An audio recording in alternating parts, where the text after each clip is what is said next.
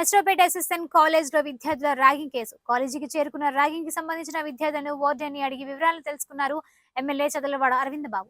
Ragging ఘటనపై విద్యార్థులకు counselling ఇచ్చారు ఎమ్మెల్యే చదలవాడ అరవింద్ బాబు మాట్లాడుతూ ఎస్ఎస్ఎన్ కాలేజ్ హాస్టల్లో విద్యార్థుల ఘర్షణ అంటూ వీడియో ఒకటి బయటకు వచ్చింది.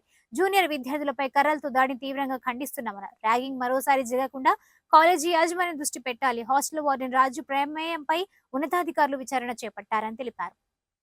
సీనియర్స్ ర్యాగింగ్ చేస్తున్నారనే వీడియో ఒకటి బయటికి రావడం జరిగింది. ఆ వీడియో కూడా ఎప్పుడు ఫిబ్రవరిలో చేసిన వీడియో.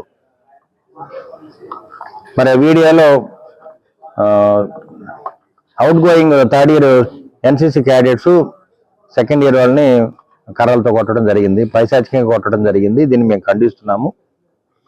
మరి ఇటువంటి ర్యాగింగ్ అనేది పునరావృతం కాకుండా కాలేజ్ యాజమాన్యం చర్యలు తీసుకోవాలని చెప్పి చెప్పడం జరిగింది.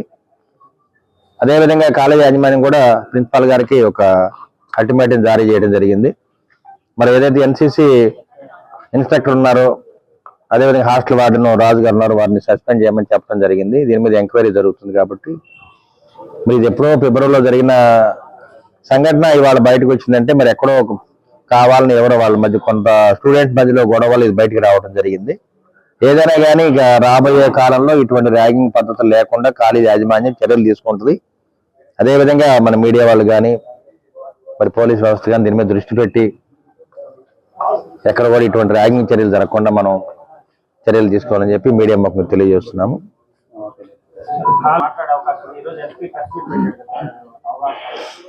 అదేవిధంగా అన్ని కాలేజీలతోటి వాళ్ళ యాజమాన్యం కలెక్టర్ గారు మీటింగ్ పెట్టడం జరిగింది, ఎస్పీ గారు పెట్టడం జరిగింది. ఎక్కడైతే ఇటువంటి చర్యలు మరి ర్యాగింగ్ చర్యలు కొన్ని తెలియకుండా జరుగుతుంటాయి కాబట్టి కాలేజీ యాజమాన్యం కూడా దృష్టి పెట్టాలి. ఎందుకంటే ఎక్కువగా టీచర్లు కాలేజీ యాజమాన్యం లేనప్పుడే జరుగుతుంటాయి, నైట్ టైం హాస్టల్ జరుగుతుంటాయి. కాబట్టి దాని మీద తప్పనిసరిగా దృష్టి పెట్టి చర్యలు తీసుకోమని చెప్పి ఎస్పీ గారిని అదేవిధంగా కాలేజీ యాజమాన్యాన్ని కూడా కోరుతున్నాము.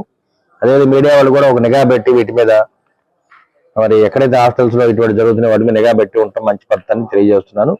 అదేవిధంగా పోలీసు వారు కాలేజీ యాజమాన్యం కూడా ఇద్దరు కూడా కలిసి దీని మీద చర్యలు తీసుకోమని మరొకసారి మీడియా మాకు తెలియజేస్తున్నాను.